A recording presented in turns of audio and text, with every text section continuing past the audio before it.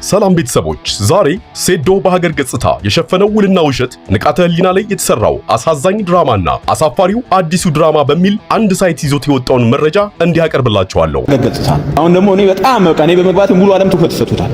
ስለዚህ የውድድር ለማየት በኢትዮጵያ ድብልቅ ማርሻል አርት እየተሰራ ያለውን ድራማ ለመመልከት ከሚነገረው ነገር ተሻግሮ ማየትን የሚጠይቅ መሆኑን መገንዘብ ያስፈልጋል። ከመጀመሪያው ድብልቅ ማርሻል አርት ጋር በተያያዘ የተሰራው ድራማ ሳይረሳ ሌላኛው ድራማ በሁለተኛው ውድድር መጀመሩ እጅግ አሳፋሪና ለተመልካች ክብር የነፈገን ይመስላል። ሴዶ ማርሻል ያዘጋጁ ስዊት ቦክስ ባለቤት ጌታቸው መለሰና ተወዳዳሪው ዮሐንስ ስለሺ ጆኒ የመሰከሩለት እጅግ በጣም ብልጥ ስማርት ሰው ነው። ይህንንም በተደጋጋሚ አሳይቷል። ንቃተ ህሊና ላይ የተሰራውን ድራማ በደንብ የሚረዳው ሴዶ አዘጋጁና ለተወዳዳሪው ኪስ መፈርጠም መስዋዕት ላለመሆን ያቀረባቸው ሐሳቦች ፈሪያስ ብለውት ቢቆዩም እሱ ውጤት አግኝቶበታል። በኢትዮጵያ በተካሄደው የመጀመሪያው ድብልቅ ማርሻል አርት የተገኘው የተጣራ ገቢ ኔት ሬቨኒው 50 ሚሊዮን ብር እንደማያንስ ጥቂት ደቂቃ ብቻ ተቀምጦ በካልኩሌተር መምታት ብቻ በቂ ነው። ይህንን ሴዶ አድርጓል። አዘጋጁ በአንድ ወቅት ከመጀመሪያው ውድድር በኋላ ባነሳው ሐሳብ በቀጥታ ከመካከለኛ ገቢ ወደ ሚሊዮን ብሮች መሸጋገሩን ለማሳየት ከሱ የተለየ ሐሳብ አነሱ ብሎ ለተቃወማቸው ሰዎች አሁን እኔ ባለሀብት ነኝ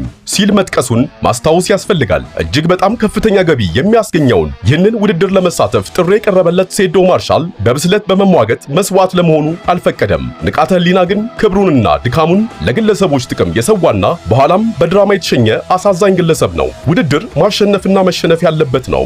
ለመሸነፍ የጊዜ ርዝመት ከቁጥር አይገባም። ማንም ሰው ቢሆን ወደ መወዳደሪያ ኬጅ ለመግባት የሚገባውን ድርሻ በሚገባው መንገድ ሊከፈለው እንደሚገባ መረዳት ያስፈልጋል። ንቃተ ግን ይህንን ከማድረግ ይልቅ የተጣለለትን ሳንቲም በመያዝ ገሸሽ ብሏል። የደረሰበትንም የስፖርት ውድድር የህግ ጥሰትም በተሰራበት ድራማ ለውጧል። ወደ ዋናው ሐሳብ ስንመለስ ሴዶ በተደጋጋሚ በመከራከር 10 ሚሊዮን ብሩን ማስከበር ከቻለ በኋላ ትወና ጀምሯል። የሀገር ገጽታ ሐሰተኛ ሽፋን በመስጠት የምወዳደረው ለሀገር ገጽታ ነው ሲል ትወናውን መጀመሩ ለትዝብት ይዳርጋል። አዘጋጁ የጻፈው ይህ ድርሰት በመጀመሪያ ክፍሉ ወደ ኋላ ሄደን ፍላሽባክ ኒካልን ንቃተ ህሊና በድራማው መጨረሻ የሚሞት የመስዋዕት በግ እንደሆነ ታይቷል። በ50 ሚሊዮን ገቢ 200 ሺህ ብር ተጥሎለት ዝም ያለ አሳዛኝ ተዋናይ ሆኗል። የገንዘብ ችግሩ ለደራሲው ጥሩ መንገድ የከፈተለት ንቃተ ተወዳዳሪዎች ብዙ ገንዘብ ብዙ ዕውቅና አግኝተዋል ተብሎ እንዲነገርበት ብቻ ሳይሆን ያንኑ ሰምቶ ዝም ማለትን መርጧል። በሁለተኛው ውድድር የድራማው ደረጃ ከፍ ብሎ 10 ሚሊዮን ብር በተከፈለበት ውድድሩ ለሀገር ገጽታ የሚል ርዕስ ያለው ተውኔት መጫወት ለምን እንደተፈለገ ለመረዳት ብዙ ማሰላሰል አይጠይቅም። የገንዘብ ድርድሩ